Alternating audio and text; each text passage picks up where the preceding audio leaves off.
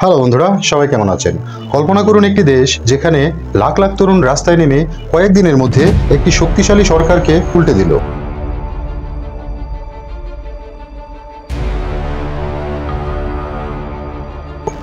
কিন্তু সেই বিপ্লবের এক বছর পর সেই দেশে শান্তির বদলে ফিরে এসেছে অরাজকতা।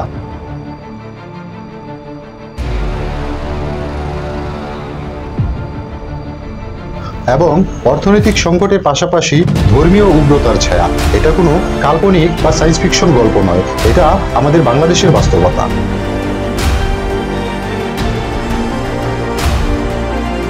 শেখ হাসিনার পতনের এক বছর পর আমাদের বাংলাদেশ এখন কোন পথে? কিভাবে একটি ছাত্র আন্দোলন এই অস্থিরতায় পৌঁছলো? আজকের ভিডিওতে আমি নিরপেক্ষভাবে বিশ্লেষণ করব এই গুরুত্বপূর্ণ টপিকটি। আজকের ভিডিওটি আপনার জন্য খুব ইম্পর্টেন্ট হতে চলেছে, এবং আপনি যদি নিরপেক্ষভাবে ভাবতে ভালোবাসেন এবং মুক্তমনা হন, তাহলে ভিডিও শেষ পর্যন্ত আমাদের সাথেই থাকুন এবং চ্যানেলটা সাবস্ক্রাইব করে বেল আইকন প্রেস করুন আমাদের সব ভিডিও সবার আগে পাওয়ার জন্য। তো চলুন গভীরে প্রবেশ করি।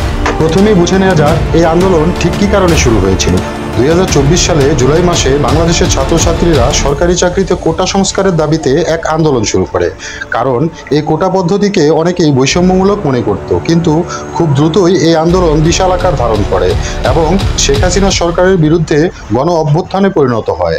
টানা 16 বছর ক্ষমতায় থাকা শেখ হাসিনার শাসনামলে বাংলাদেশের অর্থনৈতিক উন্নতি হয়েছে, কিন্তু স্বৈরশাসন, নির্বাচনী কারচুপি এবং মানবাধিকার লঙ্ঘনের মতো অভিযোগও ছিল। আন্দোলন চলাকালীন নিরাপত্তা বাহিনীর অ্যাকশনে প্রায় 1400 মানুষ মারা যায়, যা জাতিসংঘ তাদের রিপোর্টে উল্লেখ করেছে। অবশেষে 2024 সালের 5ই অগাস্ট শেখ হাসিনা পদত্যাগ করেন এবং দেশ ছেড়ে চলে যান। তারপর বিক্ষোভকারীরা শান্তিতে নোবেলজয়ী ডক্টর মোহাম্মদ ইউনূসকে অন্তর্বর্তীকালীন সরকারের প্রধান উপদেষ্টা হিসাবে বেছে নেয়। এটা ছিল এক অভূতপূর্ব ঘটনা, যা মনসুন রেভলিউশন বা বর্ষার বিপ্লব নামে পরিচিতি পায়। কিন্তু এক বছর পর 2025-এর অগাস্টে দেশের সামনে এখন নতুন চ্যালেঞ্জ। ডক্টর ইউনূসের নেতৃত্বে দেশে কিছু ইতিবাচক পরিবর্তন এসেছে। সরকার বিচার বিভাগকে স্বাধীন করা, নিরাপত্তা খাতকে সংস্কার করা এবং নির্বাচন কমিশনকে পুনর্গঠনের প্রতিশ্রুতি দিয়েছে। আটলান্টিক কাউন্সিলের রিপোর্ট অনুযায়ী এই বিপ্লবটি আসলে দেশের প্রশাসনিক ব্যবস্থায় একটি মৌলিক পরিবর্তনের চেষ্টা করছে। একই সাথে হিউম্যান রাইটস ওয়াচ জানিয়েছে যে আগের স্বৈরাচার কাঠামো ভেঙে ফেলার কাজ শুরু হয়েছে। অর্থনৈতিকভাবে দেশের প্রধান রপ্তানি খাত গার্মেন্টস ইন্ডাস্ট্রিকে স্থিতিশীল করার চেষ্টা চলছে। জাতিসংঘ এবং ইউরোপীয় ইউনিয়নের সহায়তায় কিছুটা স্থিতিশীলতাও ফিরে এসেছে। ডক্টর ইউনূস 2025 সালের 5ই অগাস্ট একটি গণতান্ত্রিক নবযাত্রার প্রতিশ্রুতি দিয়েছেন, কিন্তু সবকিছু এত সহজ হবে না।